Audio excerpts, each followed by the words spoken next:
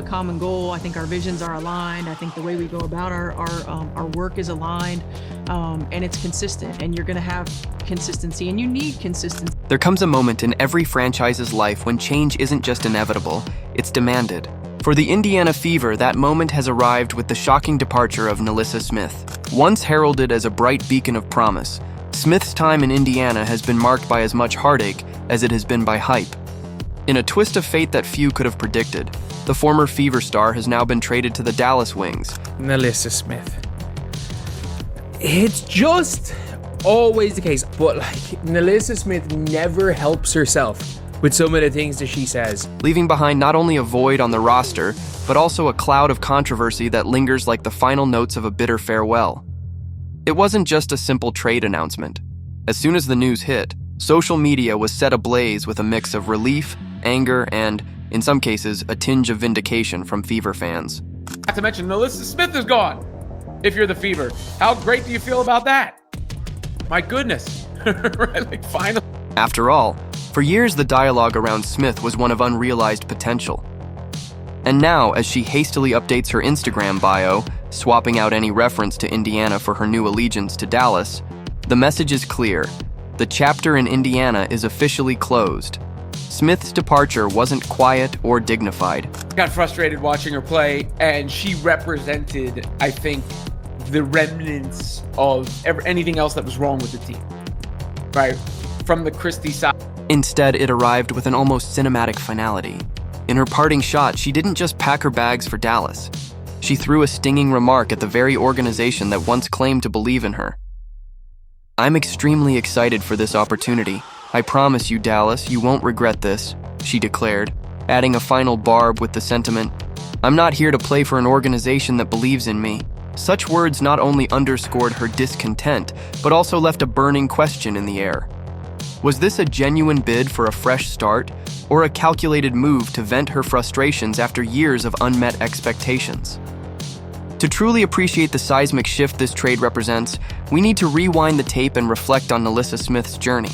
Last year was a good year, all things considered. Wish her the best. But I actually think the Fever get great return here, considering I don't know where all these people think NaLyssa Smith's value was so high all of a sudden, given the way she played. Drafted second overall in the 2022 WNBA draft, Smith arrived in Indiana amid a whirlwind of excitement and lofty expectations. Fever fans envisioned a transformative talent who would not only lead the team but also become a cornerstone around which the franchise could be built. Early in her career, she delivered glimpses of the brilliance that made her a top pick, averaging a solid 13 points and pulling down 8 rebounds per game over her first 2 seasons. Works out for her. Arike Ogunbowale has already welcomed NaLyssa Smith there. So that's part of this trade also. So you get these, a lot of moves. These early numbers fueled dreams of championship runs and a new era of Fever dominance. However, as many sports narratives go, initial promise gave way to an uncomfortable reality. By the 2024 season, the once dazzling star began to fade. Observers noted a stark decline in her performance, a decline that left even the most loyal supporters questioning if the hype was misplaced. Once known for her tenacious defense, Smith's on-court presence became erratic and increasingly inconsistent. Easy layups turned into missed opportunities, and her previously reliable free throw shooting morphed into a source of relentless frustration for her team. People had anticipated and thought that the Fever were going to move on from Smith, and when Howard came in, it felt like, okay, Howard is taking her spot, and now Smith is no longer there to have a spot in the starting lineup or off the bench. The numbers tell a stark story. Her scoring average dipped to a mere 10, 6 points per game, while rebounds fell to a disheartening career low of 7.1 per game. Efficiency, too, suffered a precipitous drop. The player who once promised to be the Fever's defensive anchor now found herself in unfamiliar territory, unable to adapt to a game that was rapidly evolving around her. Critics argued that her style, once a perfect fit for a team in need of grit and determination, had become outdated in the face of a new breed of versatile, multidimensional athletes. Oh, I'm sorry. You poked me in the eye.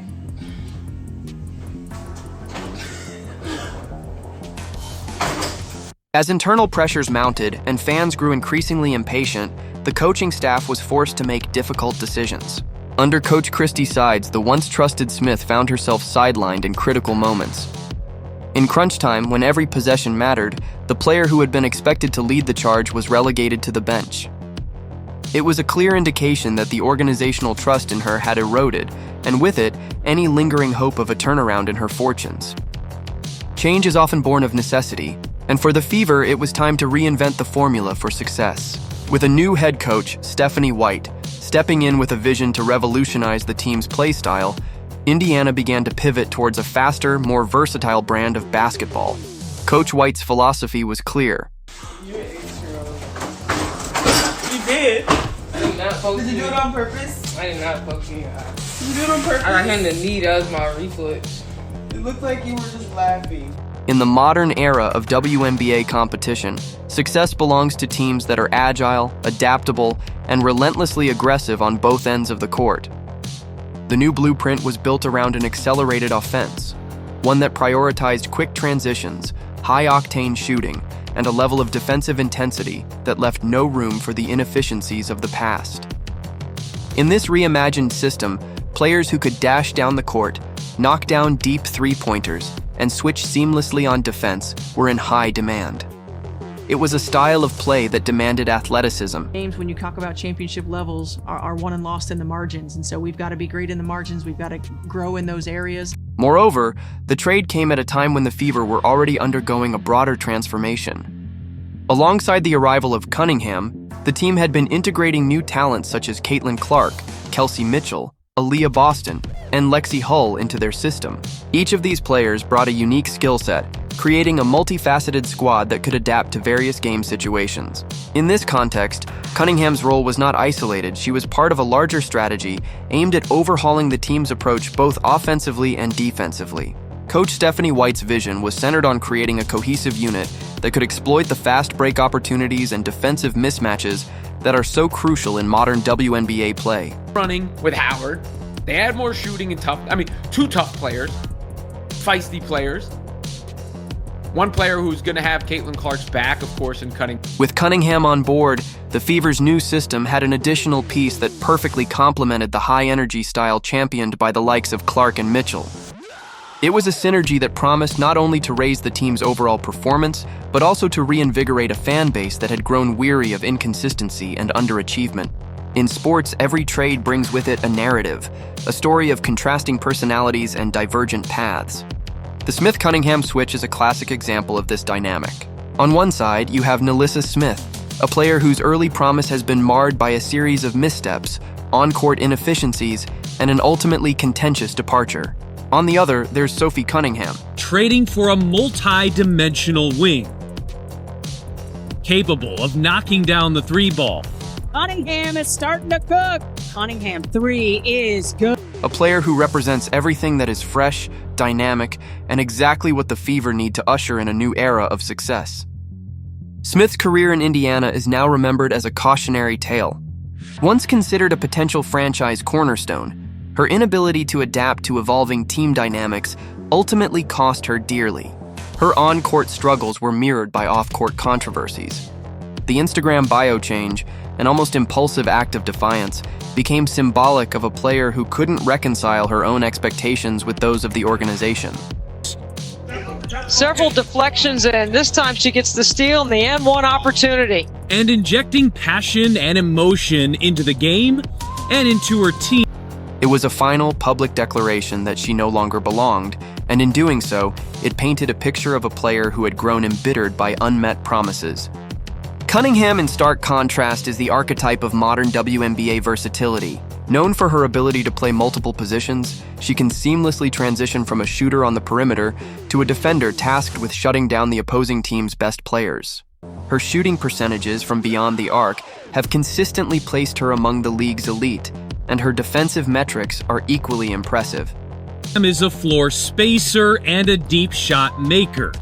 Each of her last 3 seasons, she's finished top 20 in the WNBA in threes. When she steps onto the floor, it's clear she's in tune with the tempo and style of today's game. A game that rewards agility, quick decision-making, and the ability to perform under pressure. In the Fever's new lineup, Cunningham is more than just a player. She is a catalyst. Her presence creates space for others, drawing defenders away from her teammates and allowing the likes of Caitlin Clark and Kelsey Mitchell to operate with more freedom. The impact of her shooting stretches defenses, creating a ripple effect that ultimately enhances the entire team's performance. This multifaceted impact is exactly what Coach White envisioned when she began overhauling the roster. Among qualified players, and she will join a backcourt that features 2 of the top 5 three-point shot makers from a year ago, Caitlin Clark and Kelsey Mitchell. In this light, Cunningham isn't merely replacing Smith. She is redefining the role that a wing player is expected to play in the Fever's system. Trades like these are never just about numbers on a stat sheet. They're about culture, identity, and the evolving roles of players within a team dynamic. For the Indiana Fever, the Smith to Cunningham trade is emblematic of a broader cultural reset. Gone are the days when a player's individual prowess was enough to carry the weight of the franchise. Today's game demands synergy, unselfish play, and the ability to execute a coach's vision to perfection. Coach White has been candid about her plans from day one. In team meetings, she's emphasized the need for players who can not only score but also defend, communicate, and adapt on the fly. The new system is built around a shared responsibility. Each player must be willing to sacrifice personal glory for the greater good of the team. It's a philosophy that, while difficult to implement, has already begun to resonate with the Fever's new recruits. Within this new framework, every player's role is under constant evaluation. The transformation isn't just a matter of new plays or a faster tempo, it's a complete rethinking of what it means to be a team member. Players are expected to work in harmony, to trust one another, and to execute plays with a level of precision that leaves no room for error. In such an environment, a player like Smith, whose style had become a liability, simply no longer fit the mold.